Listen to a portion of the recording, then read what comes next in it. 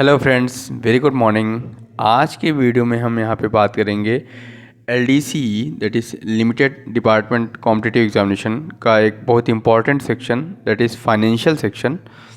और इसके कुछ एमसीक्यूज़ को हम सॉल्व करेंगे, जिसमें मैंने वाइट बोर्ड पे टोटल 12 एमसीक्यूज़ लिखे हुए हैं जो कि काफ़ी इम्पॉर्टेंट है। और अगर तो इस वीडियो में हम बात करेंगे फाइनेंशियल सेक्शन के बारे में। तो इसका पहला क्वेश्चन लेते हैं यहाँ पे। और इससे पहले अगर आप हमारे चैनल पर नए हैं तो हमारे चैनल को सब्सक्राइब करिएगा by pressing the bell icons. और वीडियो अगर अच्छा लगे तो उसे लाइक करें, कमेंट करें और शेयर करें। और वीडियो में अगर कोई डाउट है तो वो भी चीज़ कमेंट बॉक्स में कमेंट करके हमें बताएं। इसके बाद सबसे पहला क्वेश्चन जो हम स्टार्ट कर रहे हैं इसमें वो है एसओपी को लेके है, that is schedule of power, जो कि करंट में जिसको एमएसओपी बोलते हैं, model schedule of power. Model schedule of power 2018 के अकॉर्डिंग जो है यह क्वेश्चन होगा। Which are the following is not a part of SOP. तो ऑप्शन ए दिया है यहाँ पे सिक्योरिटी मैटर्स, ऑप्शन बी दिया है वर्क्स मैटर्स, ऑप्शन सी दिया है service matters and option D दिया है मिसलिनियस मैटर्स। तो यहाँ पे बेसिकली अगर पार्ट्स ऑफ एमएसओपी की बात करें तो बेसिकली टोटल जी तक, A to G, part A to part G तक जो है टोटल इसको 7 पार्ट्स में क्लासीफाई किया गया है। इस हिसाब से जो पार्ट ए है दैट इज वर्क्स मैटर्स होता है, part B is medical, part C is dedicated to miscellaneous and part D for stores. Okay, and part E जो होता है वह कॉमर्शियल होता है और पार्ट एफ जो होता है वह इस्टेब्लिशमेंट होता है for gazetted and non gazetted, and part G होता है सिक्योरिटी। तो इस हिसाब से सिक्योरिटी मैटर जो होता है वह पार्ट जी का पार्ट है और वर्क्स मैटर जो है वह पार्ट ए का पार्ट है। और जो सर्विस मैटर है वह basically it is not a part of MSOP. Service matter is not a part of MSOP, whereas miscellaneous matters are the part C of MSOP. तो यहाँ से जो इसका आंसर होगा वह करेक्ट आंसर क्या होगा? Service matter. Works matter is a part A and security matters are part G. Okay, और miscellaneous matters are part C. ठीक है, इट इज़ पार्ट सी। तो इसका जो करेक्ट आंसर होगा दैट इज़ सर्विस मैटर्स। ठीक है, इसके बाद फुल फॉर्म ऑफ आईआरएएस पूछा जा रहा है यहाँ पे कि आईआरएएस का फुल फॉर्म क्या होगा। तो Indian railway account service option A दिया है, Indian railway audit service option B दिया है, इंडियन रेलवे एसोसिएशन स्टाफ्स और Indian railway accounts and audit service. तो इसका आंसर जो होगा यहाँ पे Indian railway account service, option A is the right answer.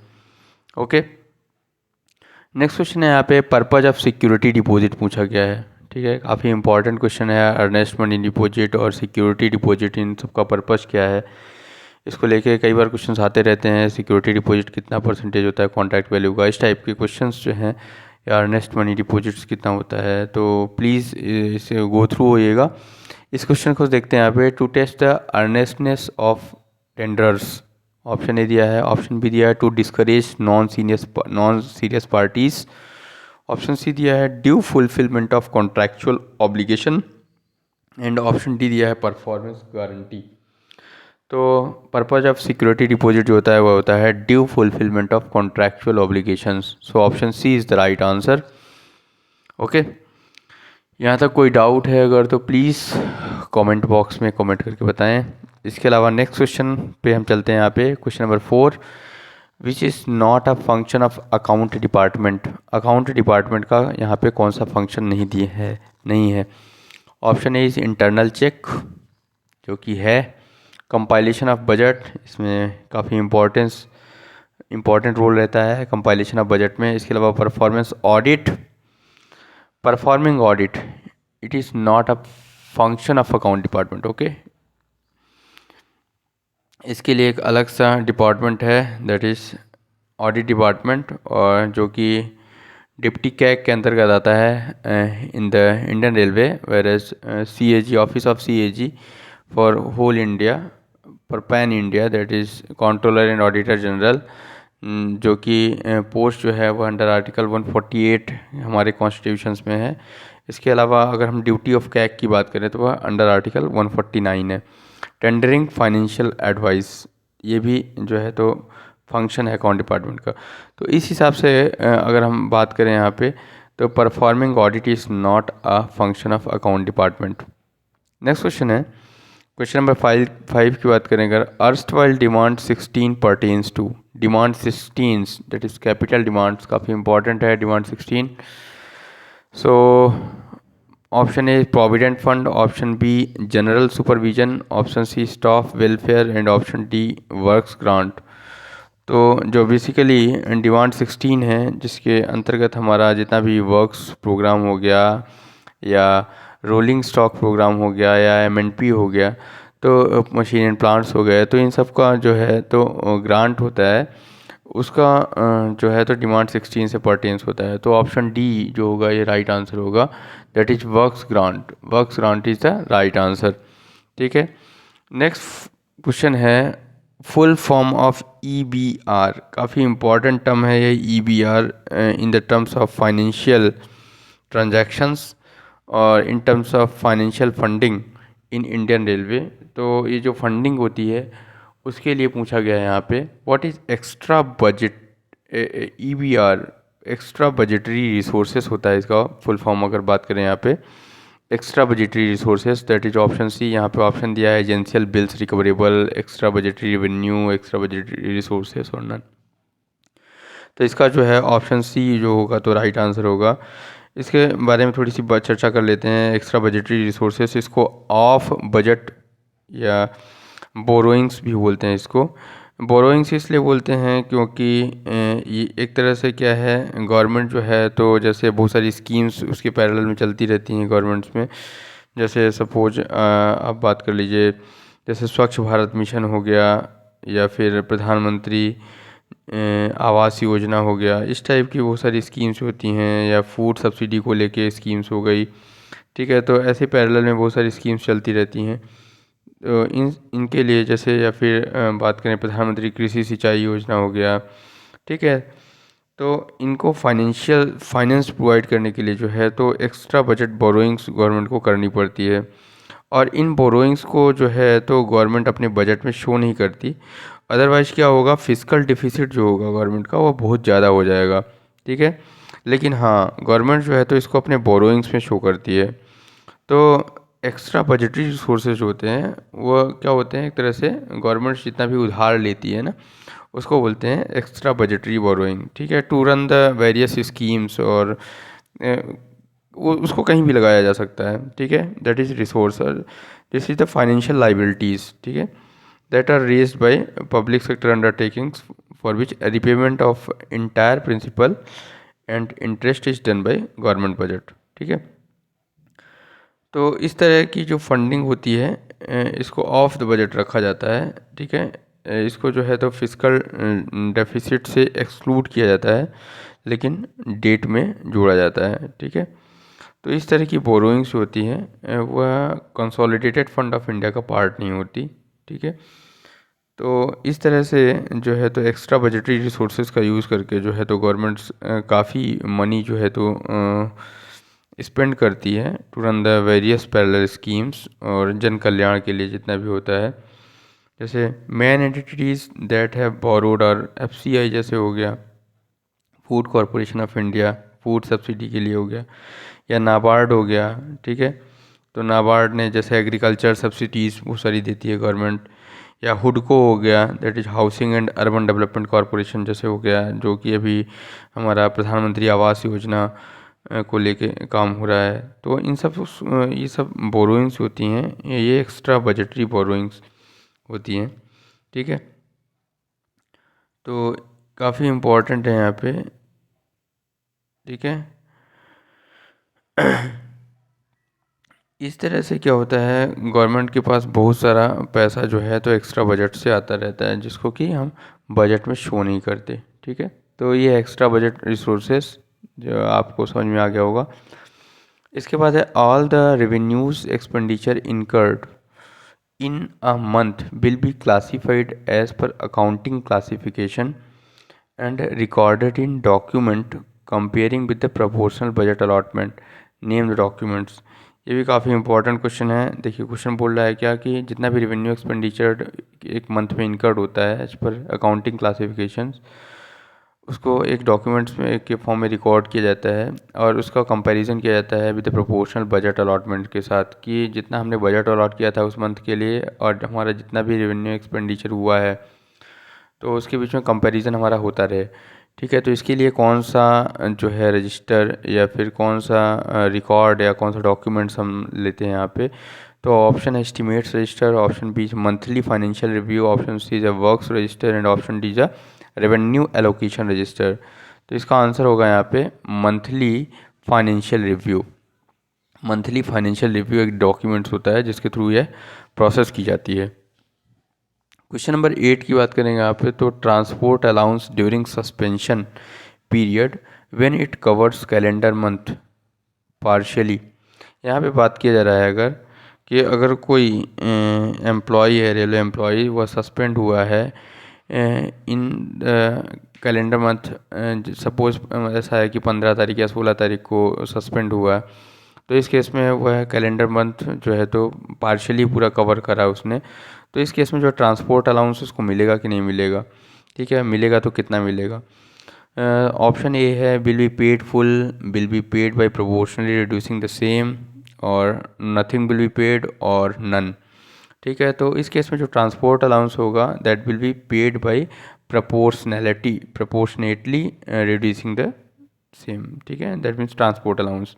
तो इस केस में जो है तो उसको 15 दिन का ही ट्रांसपोर्ट अलाउंस मिलेगा। Option B is the right answer. इस केस में ऑप्शन बी जो होगा वह राइट आंसर होगा। ठीक है, इसके अलावा नेक्स्ट क्वेश्चन नंबर 9 की बात करें अगर, तो यहाँ पे है important budgetary control tool on cash out go against cash content of budget.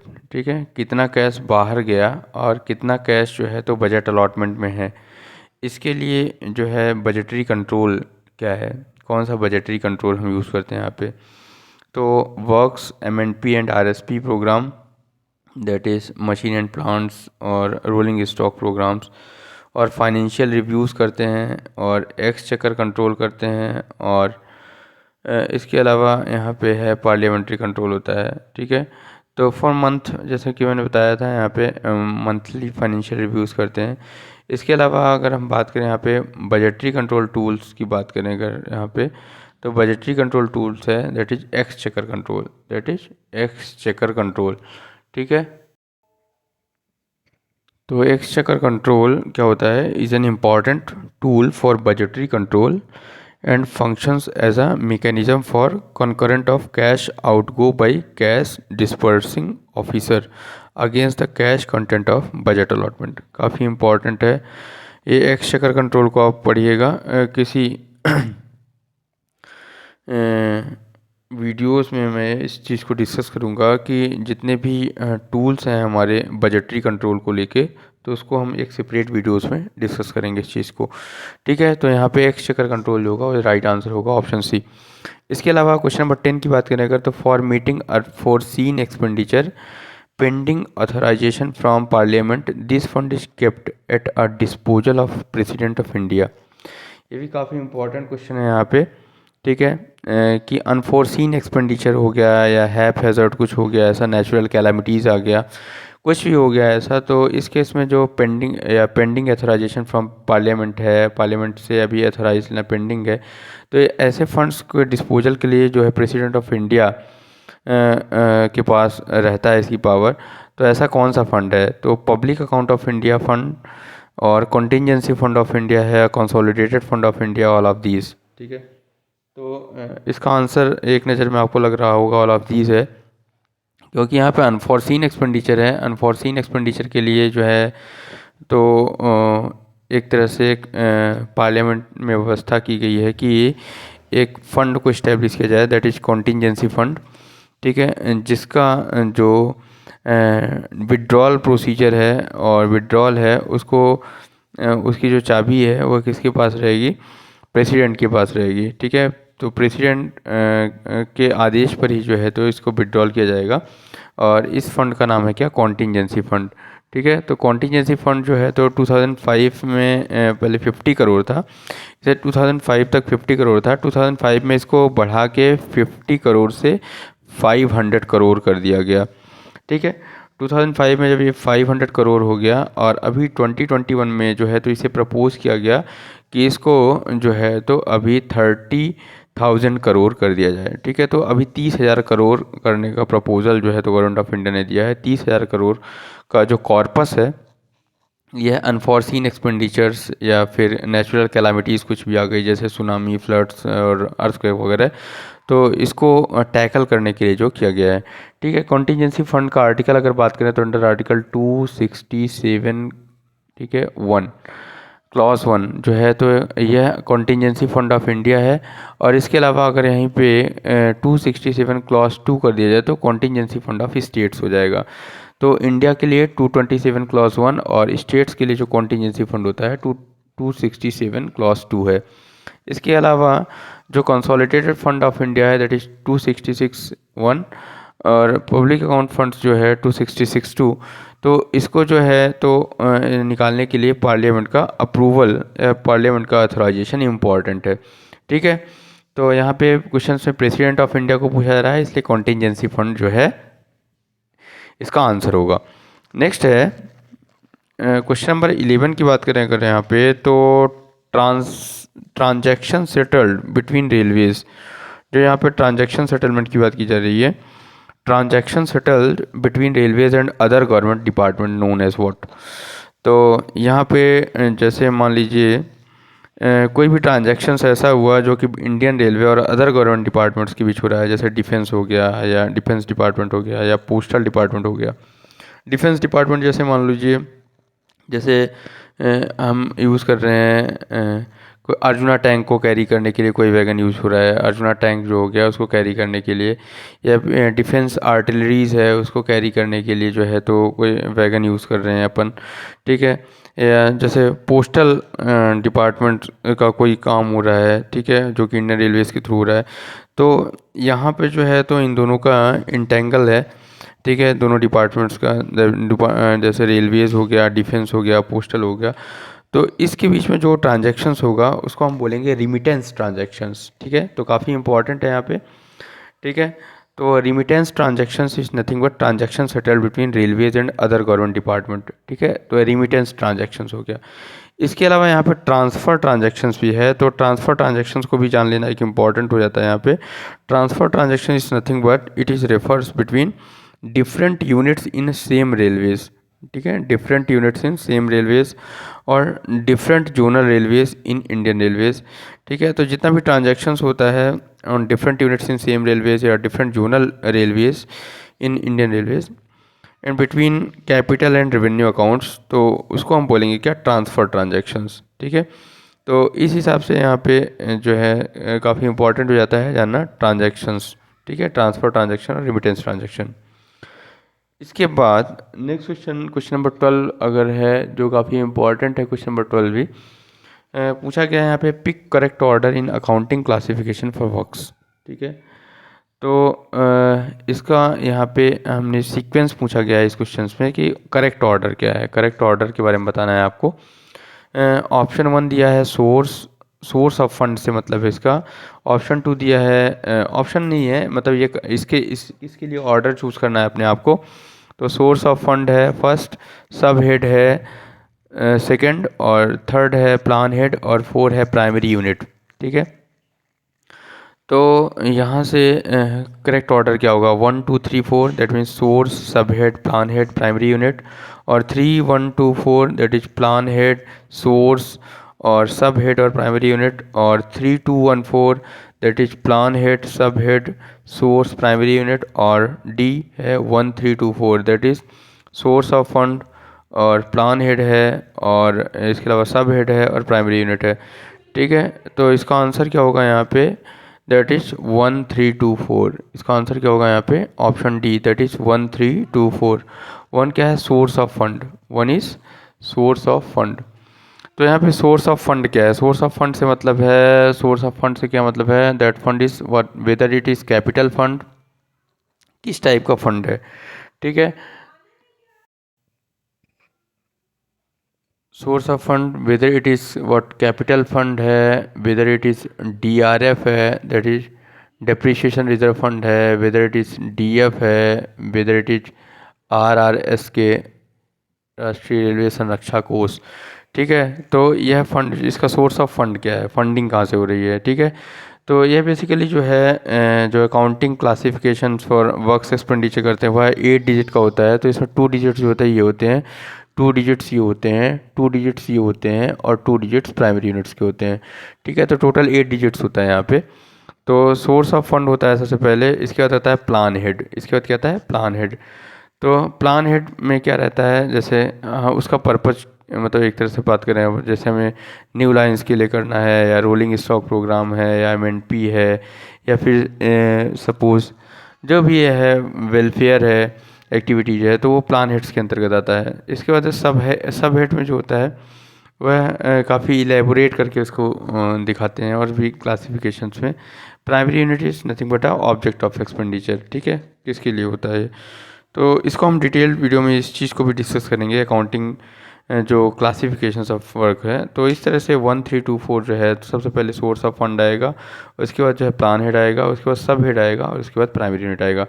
तो option D is the right answer. तो इस तरह से हमने टोटल इस वीडियो में जो है 12 क्वेश्चंस को देखे हैं। अगर इन सारे क्वेश्चंस जितने भी हमने डिस्कस करे हैं आज, इसमें कोई डाउट है अगर आपको, या फिर कुछ भी सजेशंस है इसको लेके, तो प्लीज़ हमें कमेंट बॉक्स में बताइए। Thanks for watching this video, have a nice day. Video थोड़ा लंबा हो गया है, उसके लिए क्षमा। और वीडियो अगर अच्छा लगे तो प्लीज़ उसे कमेंट बॉक्स में कमेंट करें, हमें अप्रिशिएशंस दें। अप्रिशिएशंस के साथ क्या आता है, हमारा भी जो मोटिवेशन है वीडियोस बनाने के लिए बढ़ता है। Thanks for watching this video, have a nice day.